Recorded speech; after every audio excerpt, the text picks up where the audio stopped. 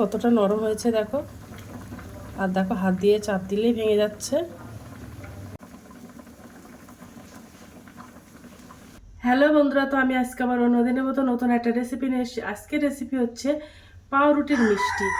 তো চলো আমি রেসিপিটা কিভাবে বানাই তোমরা শেষ পর্যন্ত ভিডিওটা স্কিপ না করে দেখতে থাকো। তো চলো রেসিপিটা শুরু করি।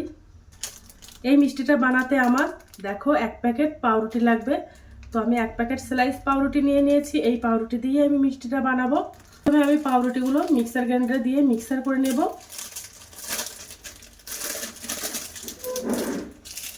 তো পাউরুটিগুলোর আমার সাইড কাটার কোনো প্রয়োজন নেই, যেহেতু আমি কালো জাম মিষ্টি বানাবো তার জন্য পাউরুটিগুলো আমি চৌকো চৌকো করে কেটে নেব, তাহলে পাউরুটিগুলো মিক্সার করতে সুবিধা হবে তার জন্য।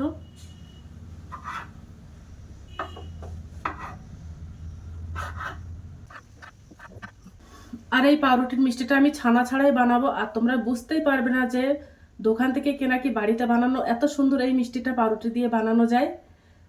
তো দেখো পাউরুটিগুলো আমার পিস পিস করে কাটা হয়ে গেছে। এবার আমি মিক্সার গ্রাইন্ডারে দিয়ে মিক্সার করে নেব পাউরুটিগুলো।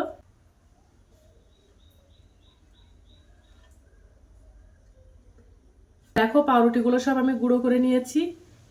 আমি এবার ওর মধ্যে 2 প্যাকেট গুঁড়ো দুধ দিয়ে দেবো। এই গুঁড়ো দুধটা দিলে কিন্তু মিষ্টিটা খেতে খুব ভালো লাগে, তার জন্য দিয়ে দিচ্ছি। যেহেতু আমি এর মধ্যে কোনো ছানা দিচ্ছি না তার জন্য। তো দিয়ে দেব। ওর মধ্যে আমি 1/2 চামচ বেকিং পাউডার দিয়ে দেব। 1/2 চামচেরও কম বেকিং সোডা দিয়ে দিয়েছি।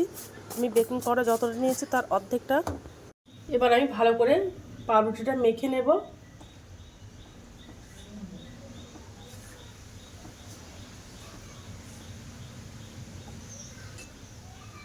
এবার আমি ওর মধ্যে অল্প অল্প করে জল দেব।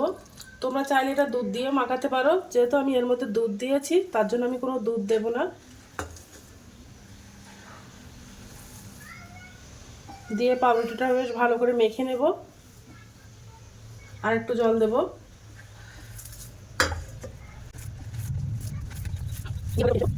ওর মধ্যে 1 চামচ ঘি দিয়ে দেব।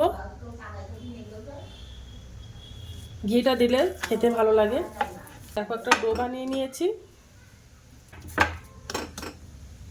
মিষ্টির জন্য ডোটা বানানো হয়ে গেছে। এবার আমি মিষ্টিগুলো সব বানিয়ে নেব। আমি হাতে একটু ঘি মেখে নিয়েছি। এবার আমি মিষ্টিগুলো সব বানিয়ে নেব। এর থেকে দেখো আমি ছোট্ট একটা লেচি কেটে নিয়েছি। এবার আমি মিষ্টিগুলো সব গোলাকার করে বানিয়ে নেব। দেখো আমি এই শেপে বানিয়ে নিয়েছি। তোমরা চাইলে যে কোনো শেপ দিয়ে বানিয়ে নিতে পারো। তো আমি একা খুব বড় খুব ছোট বানিয়ে নিইনি, মিডিয়াম সাইজের বানিয়ে নিয়েছি।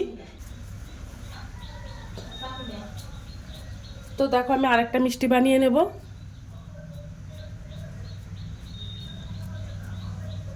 বেশ ভালো করে গোলাকার করে বানিয়ে নিচ্ছি। নিয়ে আর হাতের মধ্যে দিয়ে একটু পাক দিয়ে দেব।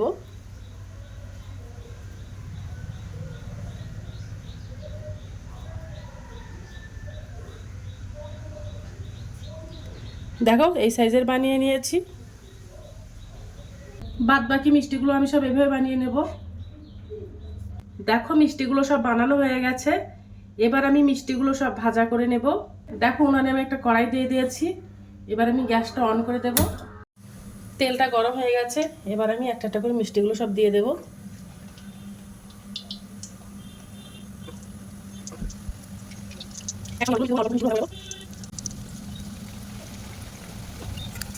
এবারে উল্টে দেব।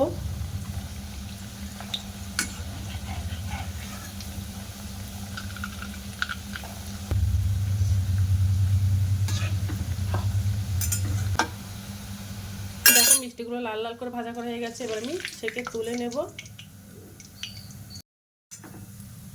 এবার দেখো মিষ্টিগুলো সব ভাজা করা হয়ে গেছে। এবার আমি একটা চিনির শিরা বানিয়ে নেব। উনানে দেখো আমি একটা কড়াই দিয়ে দিয়েছি। এবার আমি ওর মধ্যে এই বাটির 1/2 বাটি চিনি দিয়ে দেবো। এর মধ্যে 200 গ্রাম চিনি আছে, তো চিনিটা আমি দিয়ে দেবো কড়াইয়ের মধ্যে। আর ওই বাটির আমি 1/2 বাটি জল দিয়ে দেব। দিয়ে একেবারে নাও ঘন নাও পাতলা করে আমি একটা চিনি শিরা বানিয়ে নেব। জাল করে নেব।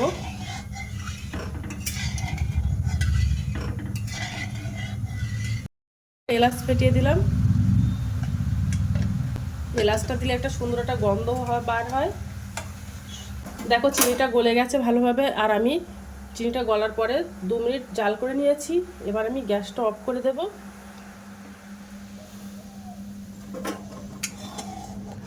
দেখো চিনির শিরাটা বানানো হয়ে গেছে। এবার যে মিষ্টিগুলো আমি ভাজা করে নিয়েছিলাম, মিষ্টিগুলো আমি দিয়ে দেব চিনির শিরার মধ্যে।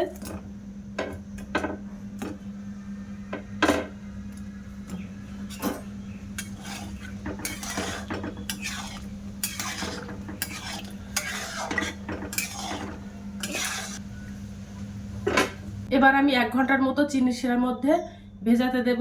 তারপরে তোমাদেরকে দেখাবো যে কেমন পাউরুটির মিষ্টিগুলো সব ভিজে গেছে। এবার আমি একটা প্লেটে তুলে নেব।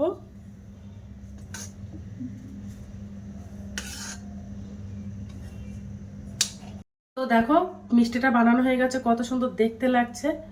তো তোমরা একবার হলে বাড়িতে ট্রাই করতে পারো। তো আজকের দিনের মতো ভিডিওটা এখানে শেষ করছি। আগামী দিন আবার একটা নতুন ভিডিও নিয়ে চলে আসবো। তো টাটা, বাই বাই, সবাই ভালো থাকবে, সুস্থ থাকবে। আগামী দিন আবার একটা নতুন ভিডিও দেখা হবে।